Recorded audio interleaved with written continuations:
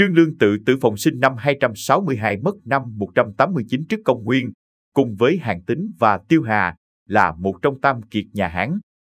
Ông là quân sư thiên tài của Hán cao tổ Lưu Bang. Trương Lương nổi tiếng với khả năng điều quân từ xa, có thể ngồi trong lều vải đánh thắng quân giặc cách đó cả ngàn dặm.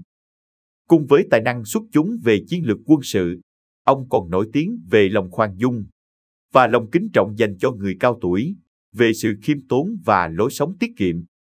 Dù được vạn người tôn sùng là anh hùng quân sự, tuy nhiên, Trương Lương là một người có ngoại hình mảnh dẻ và tính tình ngay thẳng. 1. Gặp gỡ kỳ nhân khi đang lưu vong. Trương Lương thuộc dòng dõi sĩ tộc nước Hàn thời chiến quốc. Tổ tiên nhiều đời làm khanh sĩ, 5 đời liên tiếp đều phục vụ Hàn tộc. Năm 230 trước công nguyên, Tần Thủy Hoàng đánh bại nước Hàn. Trương Lương đã dành hết tài sản của gia đình vào việc thuê sát thủ ám sát Tần Thủy Hoàng. Tuy nhiên, việc ám sát thất bại và Trương Lương buộc phải lưu vong sang nước khác. Trương Lương bôn ba qua rất nhiều nơi trong thời gian đó. Vào một ngày mưa tuyết, Trương Lương nhàn rỗi tàn bộ gần cầu Hạ Bì thì gặp một ông lão đang ngồi trên cầu. Khi nhìn thấy Trương Lương, ông lão cố tình để rơi một chiếc giày xuống dưới cầu, rồi bảo Trương Lương đi nhặt. Dù đường rất trơn và cảm thấy khó chịu với cử chỉ của ông lão, nhưng Trương Lương không chỉ đi nhặt giày, mà còn quỳ xuống đi lại chiếc giày vào chân ông lão. Khi nhìn thấy Trương Lương, ông lão cố tình để rơi một chiếc giày xuống dưới cầu, rồi bảo Trương Lương đi nhặt.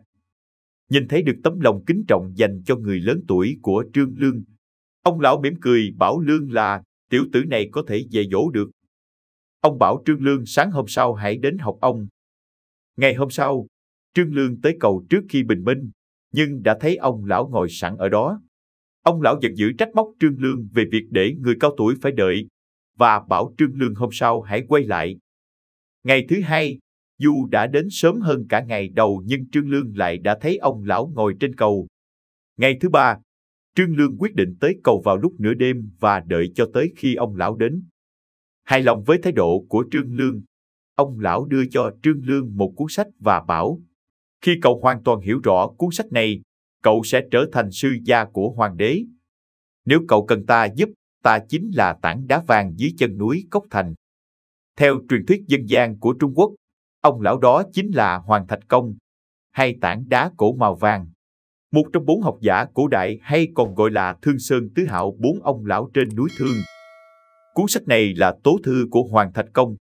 Sau khi nghiên cứu tố thư, Trương Lương trở thành nhà mưu lược nổi tiếng, có tài ứng phó với nhiều tình huống.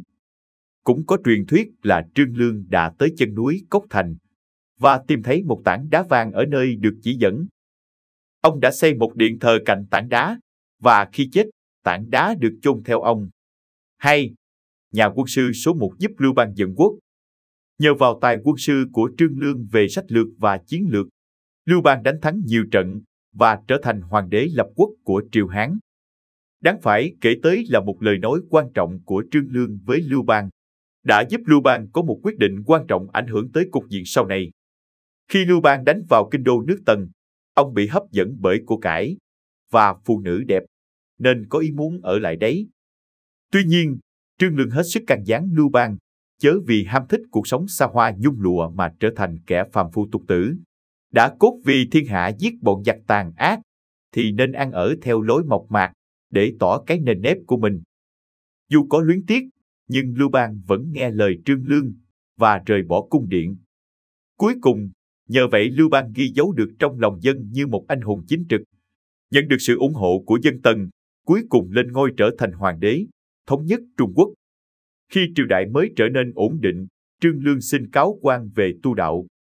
Lưu Bang khi phong thưởng cho công thần lập quốc, đã phong cho Trương Lương tước lưu hầu. Trước khi Trương Lương cáo quan về hưu, ông đã phản đối ý định lập con thứ lên làm thái tử của Lưu Bang. Sau khi giải quyết vấn đề thái tử kế vị, Trương Lương rời bỏ chức vị, dành cả đời còn lại một lòng tu đạo. 3. Trương Lương một tấm gương mẫu mực.